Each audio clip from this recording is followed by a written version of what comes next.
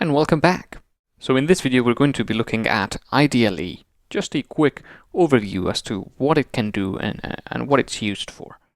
And IDLE, also known as the Python shell, is what's called an interactive development environment. So this means that whenever you write a line of Python code, it will instantly be evaluated and give you the answer. So for example, if we type 5 plus 5, it will instantly give us back 10, because it just evaluates that for you. So 5 is a number, and it's not a number that has a decimal point after it. So it's just a 5. This is known as an integer, a whole number. And Python has an integer as a type. This means that for Python, the number 5 and the number 5.0, for example, are completely different numbers, and they are in fact different types. Similarly, this is also a completely different type and a completely different thing in general.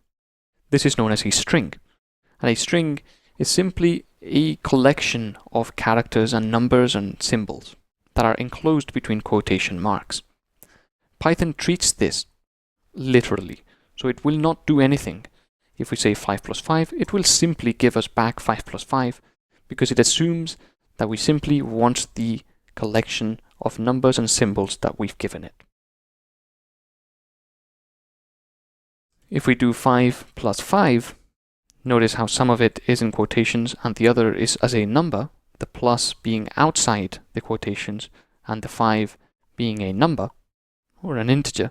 This gives us an error because it doesn't know what to do with the string and the number added together.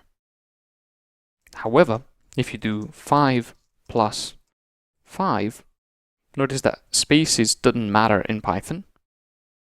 Then it gives you 55 because it simply joins them two together.